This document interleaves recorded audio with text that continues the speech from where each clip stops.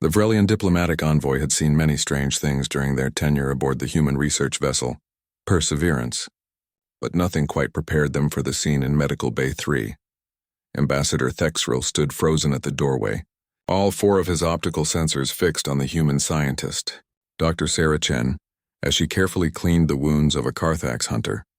The creature was massive, easily 3 times her size, with obsidian scales and retractable claws that could slice through titanium plating. Its species had terrorized the outer colonies for decades, killing hundreds before the Galactic Council had finally pushed them back to their homeworld.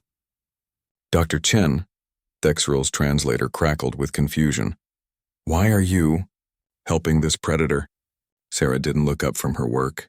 Her hands moved with practiced precision, applying regenerative gel to a deep gash along the creature's flank. Found him caught in a debris field near Sector 7. Looked like he'd been in a territorial fight and lost.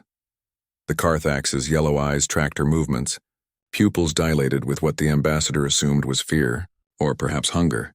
With predators, it was difficult to distinguish. "You should have terminated it," Thexril said, his translator unable to mask his alarm. "Your own species protocols recommend."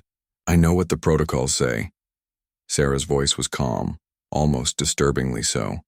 She reached for a medical scanner, running it over the creature's spine. Fractured vertebrae, 3 broken ribs, severe dehydration. He wouldn't have lasted another day out there. Thexril's sensory stalks twitched nervously. He had studied human behavior for years, preparing for this diplomatic assignment. Humans were known for their unusual emotional capacity, their tendency toward what the Council called inappropriate compassion. They formed bonds with their prey animals, kept them as companions, even grieved when they died.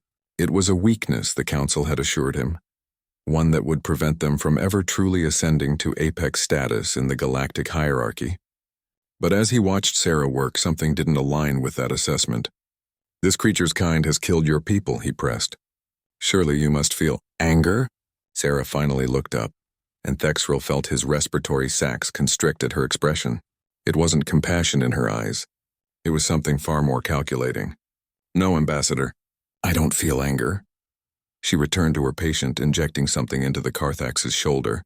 The creature's breathing steadied, its eyes beginning to glaze with sedation. "Then what?" Thexril whispered. Sarah stood, stripping off her medical gloves. "Do you know why humans became the dominant species on Earth, Ambassador?" He knew the answer from his briefings. "Your opposable thumbs.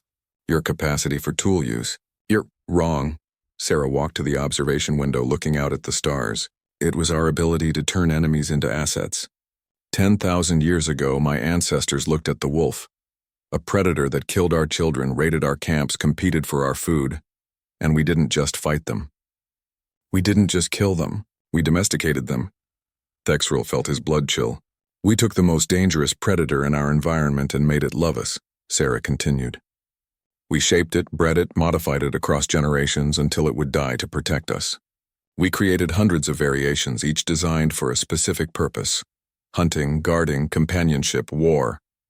She turned back to the sedated Carthax. "We did it with wolves, then cats, then horses, cattle, birds of prey. We've done it with bacteria, with viruses, with our own genetics. It's not compassion, Ambassador. It's weaponization." The Carthax stirred slightly, and Sarah moved to adjust its IV line with the same gentle efficiency. "This one," she said softly, "has already imprinted on me. Saved his life when his own kind left him to die. In 6 months, he'll be loyal. In a year, he'll be trainable. In 5 years?" She smiled, and Thexril finally understood why the other council members had seemed afraid of humanity. "In 5 years, I'll have the first generation of a new relationship between our species. Not prey and predator, not even equals. Master and hound," Thexril breathed. "Partnership," Sarah corrected, but the distinction seemed semantic. "His species is dying, Ambassador.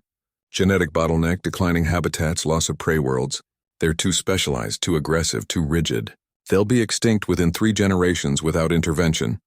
She walked to the door, pausing beside the ambassador. "But we can save them.